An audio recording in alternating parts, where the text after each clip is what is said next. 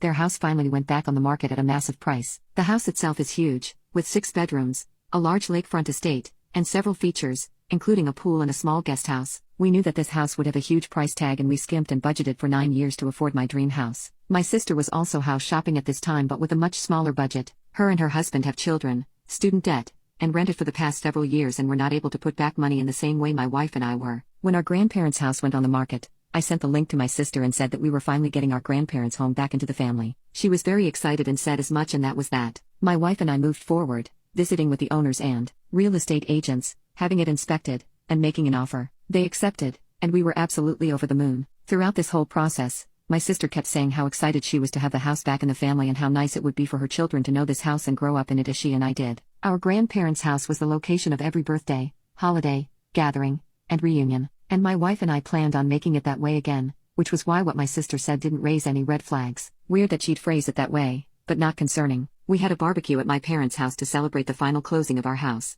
During the dinner, my mother-in-law offered to kennel our dogs while we were in the stages of moving to keep things easier and safe, and that was when my sister piped up. She asked why our dogs needed to be watched when the real issue was her kids. My wife asked what she meant, and she said that her kids would need more supervision than our dogs and that she was confused as to why we'd be so busy that our dogs needed watching. I told her I was the one confused. I didn't know she was helping us move and that if her kids couldn't reliably be left to their own devices, then she absolutely did not need to help us pack. My sister proceeded to ask why my wife and I would be packing. I told her the obvious: we just closed in a house. For length reasons, I'll leave out a lot of the back and forth, but here's the gist of it. My sister had it in her head that we were buying the house to either A, rent to own it out to her family, or B, transfer the title to her name and have her pay us back in time. Yes, that is literally what she was thinking. Despite our never discussing anything like that once, when I told her that was not happening, my sister threw a fit. She was pissed because this was her dream too, and that it wasn't fair that only one of us could live it. That since she had children, they deserved to grow up in the family home, and what did my wife and I even need all that space for? My wife told her it isn't the family home anymore. It wasn't left in a will,